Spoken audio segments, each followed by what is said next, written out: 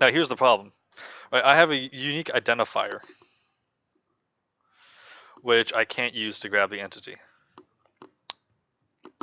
So what I actually have to do is, which is annoying, I don't need to, the identifier is going to be different here, which is fine. What I need here is actually need to make this a hash map view ID to entity, which is going to break some of this.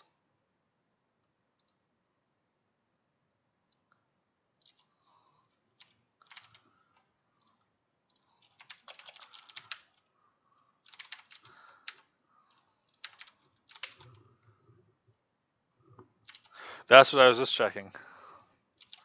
So I can check world. Yeah, UUID is not used anywhere in this file. So that's not the way of doing it. But this works just fine. All my imports broke. Okay. So this works just fine.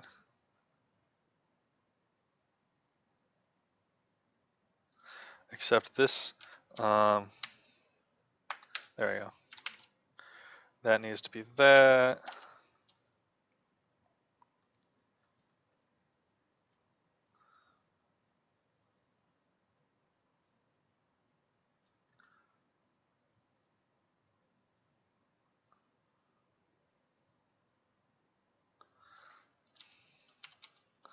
I'm sure that these all map to the correct thing. Yeah, Luvan, that's, yeah, so I just need to not save it. And what's going to happen is that on the first tick, it's going to perform a find and grab entities, and then it's going to find it again. All right, see you, Heteros. Thanks for stopping by.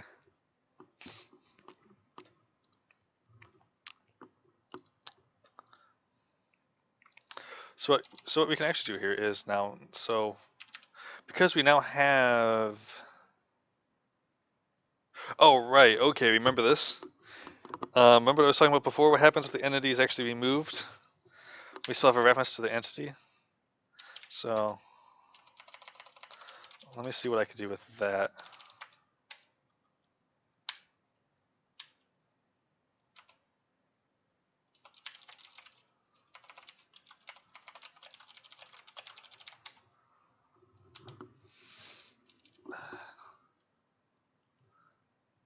Yeah, no. The global one's still that's still the UUID based, because that's still, it's a list of the names of the entities, and that's all we really need is make sure that they don't share the names. It's the local one that needs to actually find the entity again to do stuff with it.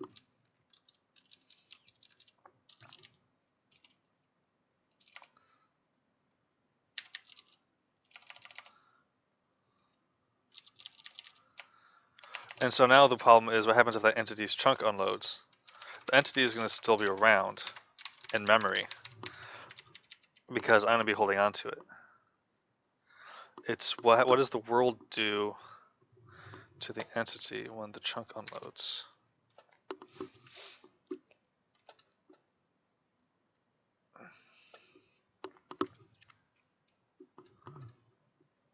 Yeah, sorry, that's called a companion object in Scala, and it's kind of it's where you put all your static stuff because there's no static modifier for Scala.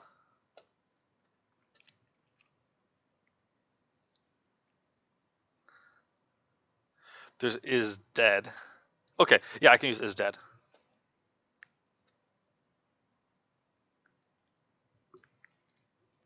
Which works.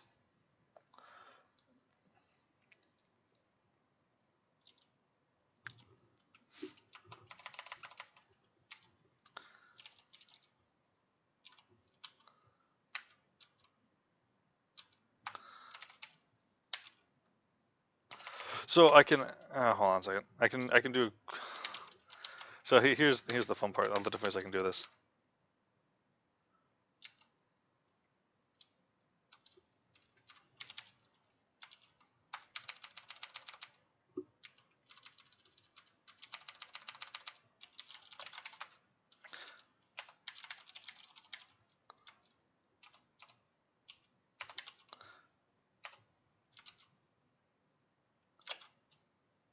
What? Oh, value set. Duh.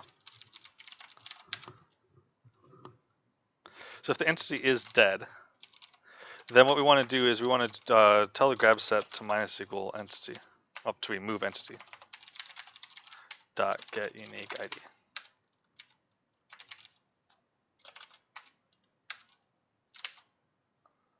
Now, some of you right now might be saying, "Hey, that's going to crash. It's going to be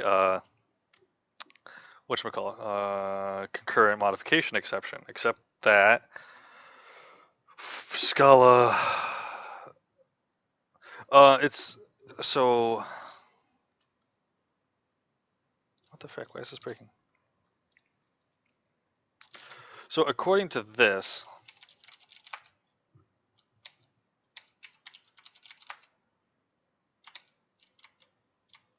not okay. So it's basically it's inactive, and one tick, just according to what I just scrolled through. So it gets set to is dead, and then the next tick it's getting removed from everything. So it gives you like one tick to find out. And nuked from memory, that's the problem, right? Java doesn't nuke things from memory. So if I remember every entity that's ever been spawned, even if everything else forgets them, as long as I have something pointing to it, it's going to stay alive. So it's not like C++ where I can delete call on a pointer that I might have references to elsewhere, and then I start modifying random memory. It's the better case in some sense that memory stays around, even though it might never be touched again. So I can use weak pointers, but in this case, I'm probably better just what the heck? Oh, it's values. Why? Okay, see.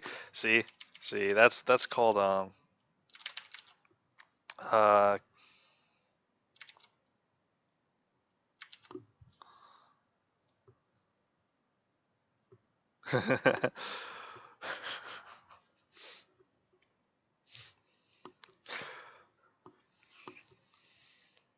Okay, so we're pulling entities. So if entity is dead, we remove it from our set. And now someone say this is a concurrent modification exception. You're right, it would be, except that for some reason. Okay, Scala does use an iterator. Scala somehow is smart enough to know what you're trying to do, and that when you remove something from it, while for each is going on, it actually won't break, which is amazing. At least that's how it's worked for me. I hope that it's still right. We'll find out. That's fun because I've done this pattern before. Actually, no, you're right. It is will be a. Damn. Okay, this will be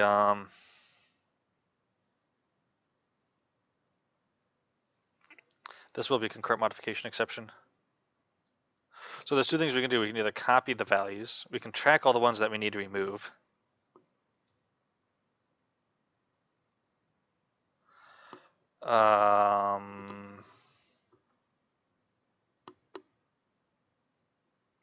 Yeah, we can just copy the set so that we operate off a ghost set, which Scala is pretty good to handle, except if there's like 100 entities, that could get a little wacky when this thing is getting called, but it's stack memory.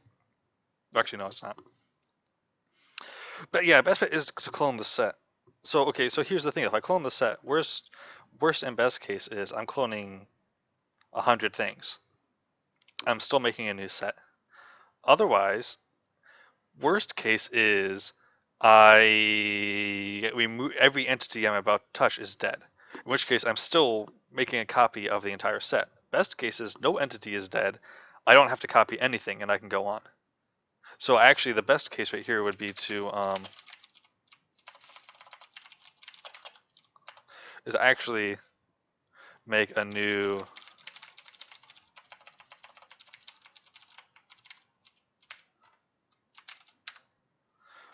hash set and just track the ones I need to remove. Because the best case then is I need to remove nothing, that nothing gets added to that. Um,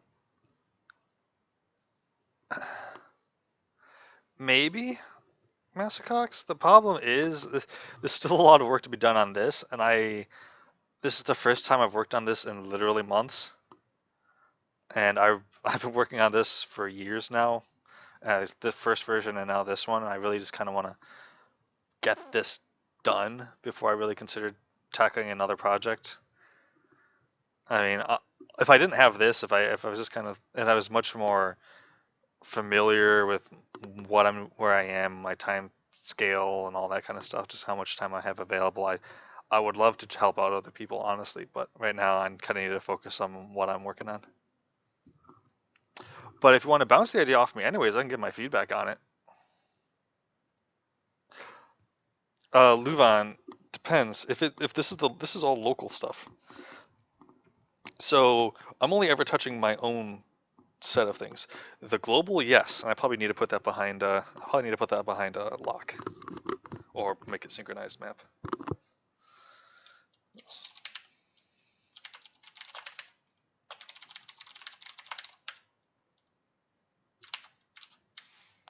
So what I need to do here is I want to add velocity. So this is also kind of back to so this is, if I'm adding velocity, then it's basically every tick. I'm basically applying an acceleration towards it. Or I can read the velocity and modify it.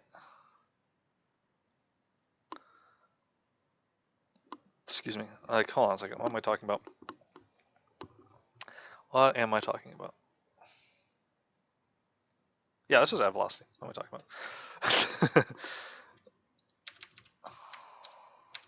about? Let's make our velocity. Let's make it 1 unit per second divided by ticks per second. Which probably is not a lot.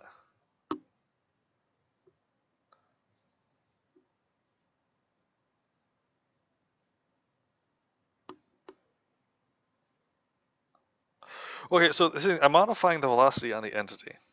So here's the issue. I'm not sure if that resets every tick and gets recalculated. I don't know if it's like, I don't know if that persists. So if I'm adding velocity, I don't know if that adds up over time, or if it's recalculated every tick and I'm just kind of adding my tick's worth of velocity to it. From what I have seen, I do believe it is the first, which is actually more difficult for me to figure out. All right. I also need to do some quick arithmetic here. Not arithmetic, trigonometry. Here's box, here's object, y, x, z. Basically need to be adding, what am I doing? This is x, and if I'm looking at it from above,